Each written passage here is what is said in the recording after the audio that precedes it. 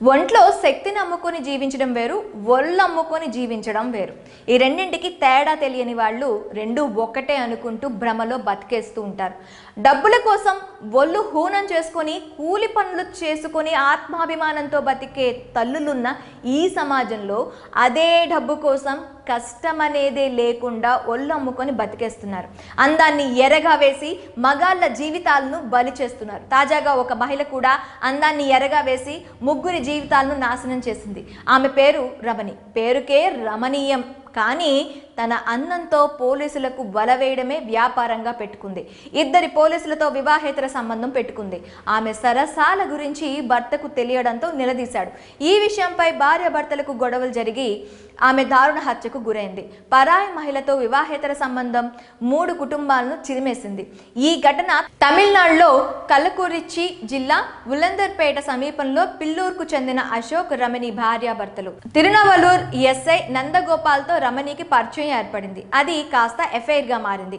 ఈ బండారం భర్తకు తెలిసింది. ఇది సహించలేని భర్త భార్యను నిలదీశాడు. ఇద్దరి మధ్య గొడవ జరిగి భార్య రమణిని దారుణంగా హత్య చేసి పరారయ్యాడు. ఈ ఘటనపై ఎడక్కల్ పోలీసులు కేసు నమోదు చేసి నిందితుడిని అరెస్ట్ చేశారు. కాగా భర్తను అరెస్ట్ చేయడంతో మరొకరి పేరు కూడా వెలుగులోకి వచ్చింది.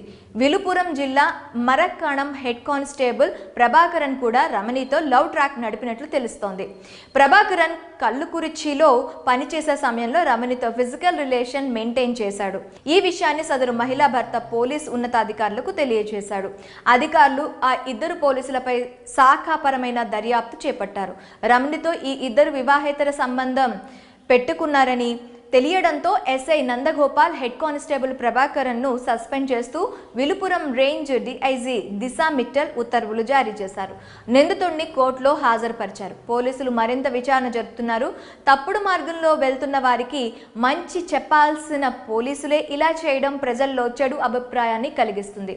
ఇలాంటి కొంతమంది కాకిల వల్ల పోలీస్ వ్యవస్థకే చెడ్డ పేరు వస్తుంది. మరి అందాన్ని ఎరగా వేసి పోలీసులను వలలో వేసి ముగ్గురు జీవితాలను బలి చేయడంపై మీ అభిప్రాయాలని కామెంట్స్ రూపంలో మాకు తెలియజేయండి.